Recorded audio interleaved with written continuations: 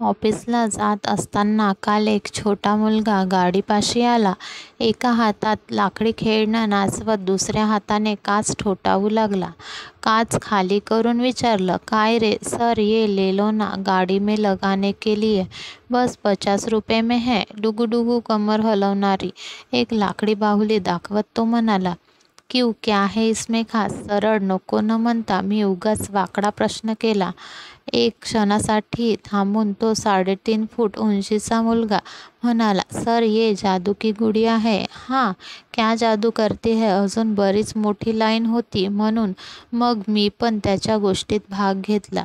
"ये आपके मन की बात समझती है और जो मांगोगे वो देती है.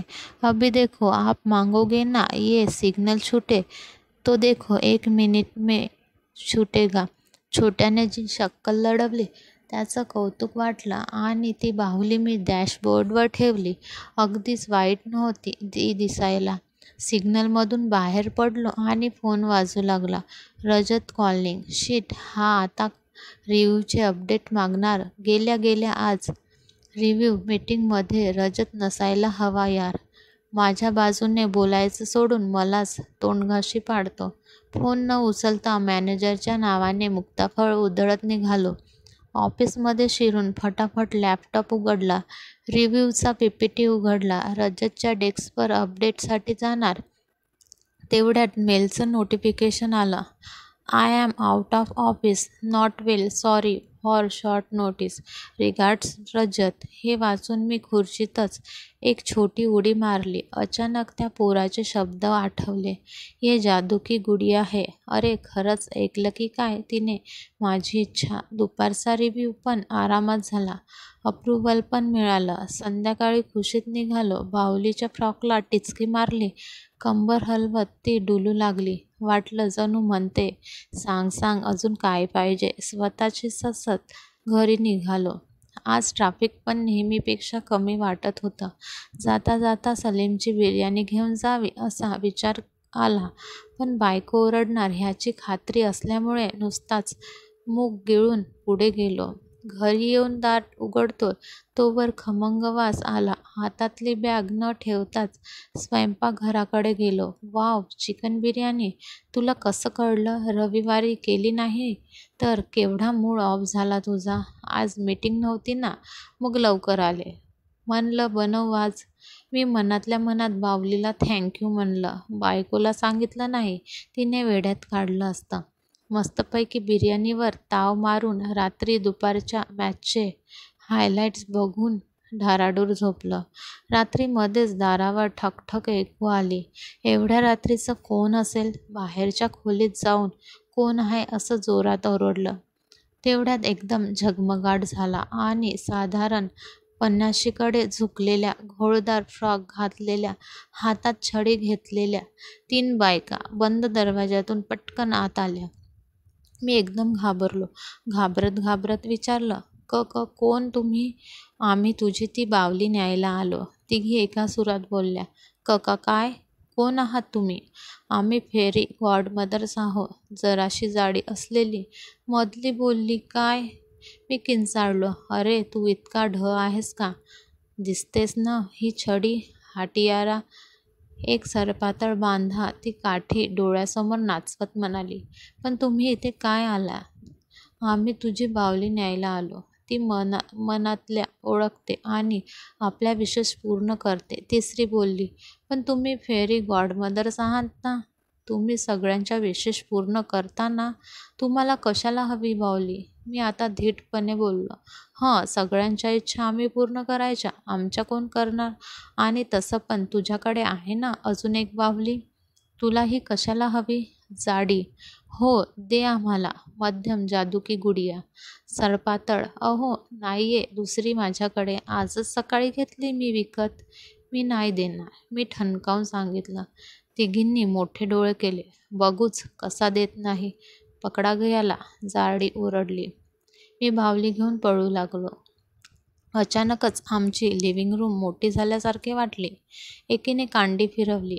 मी खाली वाकून ती चुकवली. किचनमध्ये गेलो, लायटर घेतला आणि त्यांना भीती दाखवू लागलो. सडपातळने सरळ कांडी फिरवली आणि लायटरची काकडी झाली. एकीने नुसता हात घुमवला आणि बर्फाच्या बाहुल्या भोवतीने तयार झाल्या. त्यातली एक बाहुली फोडून बाहेर पडलो. बेडरूमचं दार ठोठू लागलो. ईशा, दार उघड. पण बायको दार उघडत नव्हती. त्या मागून आल्या. बास, खूप पाहिले याचे नखरे, जाडी म्हणाली. तिने एकदा कांडी फिरवली. माझे पाय दोरखंडांनी आवळले गेले. मी आडवा पडलो. इतक्यात हात पण आवळले गेले. ती बाहुली उडून सरपातळच्या हातात पडली आणि झुप्प करून त्या गायब झाल्या आणि मी दचकून जागा झालो. अलाराम वाजत होता. शिट, स्वप्न होतं. मी डोळे चोळले. काय विचित्र स्वप्न होतं यार. हे ईशाबरोबर डिझनी कार्टून बघणं बंद केलं पाहिजे. तोंड धुवून सरळ अंघोळीलाच गेलो. असं का स्वप्न पडलं असेल असा विचार करत अंघोळ संपली आणि लक्षात आलं टॉवेल न घेताच आलो. ईशाला हाक मारणार तेवढ्यात बाथरूमच्या दारावर ठकठक झाली. अहो मनोजराव, टॉवेल विसरलात तुम्ही? घ्या आवरून. टेबलावर बसलो. काल सगळी बिर्याणी संपवून पण आज जाम भूक लागली होती. गरमागरम चहा आणि पोहे बायकोने समोर ठेवले. मला मगाशी भूक लागली होती. मग मी खाऊन घेतला. चहा प्यायलो. टेबलवर बसत मी म्हणालो, ए ईशा, तू मला उगाच त्या कार्टून फिल्म्स बघायला जबरदस्ती करत जाऊ नकोस हां. हे काय मध्येच कार्टून फिल्म्स? आणि तुला अजिबातच नाही आवडत का कार्टून्स? नको बघत जाऊ उद्यापासून, पप्पी फेस करत ती म्हणाली. चहा संपला तसं उठून बाहेर गेलो. ईशा पे. मी वाक्य पूर्ण करणार इतक्यात आत आली. काय? ह्या हेडलाईन सकाळी सकाळी डिप्रेशन येतं, तूच वाच हे. माझ्या हातात पेपर देत ती म्हणाली. मी पटकन तिच्या चेहऱ्याकडे बघितलं. तिने नजरेनेच काय विचारलं. पेपर चाळून चहा पिऊन उठलो. कुठला शर्ट घालायचा म्हणून कपाट उघडलं. तुझा शर्ट ठेवलाय बघ इकडे बाहेर. कालचा शर्ट किती मळवलास रे? ऑफिसला जातोस की रस्ता बांधायला? स्वतःच्या ड्रेसला इस्त्री करून ठेवत बाहेरच्या खोलीतून ती बोलली. एकदम तिच्यापाशी गेलो. तिला जवळ ओढलं, कुशीत घेतलं, तिच्या गालावर हात ठेवला. सॉरी. तोंडातून एकच शब्द बाहेर पडला. डोळे मोठे मोठे करून भुवया उंचावून तिने विचारले, काय रे, काय झालं? इतकं काही नाही, लॉन्ड्रीला देईन फार तर. नाही, त्यासाठी नाही. माहीत नाही कशासाठी. काल इतकी छान बिर्याणी बनवली होतीस तर मी साधं थँक्यू पण म्हणालो नाही. सकाळपासून किती काय काय करतेस न सांगता.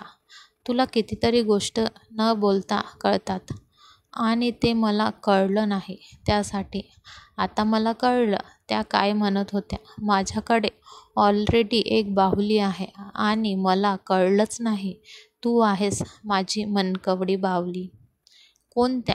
बाहुली कसली? कपाळावर प्रश्नचिन्ह ठेवून ती विचारत होती. तिच्याकडं नुसतंच कौतुकानं बघितलं आणि मिठी अजूनच घट्ट केली. कथा आवडल्या असल्यास लाईक करा, शेअर करा आणि सबस्क्राईब करा. धन्यवाद.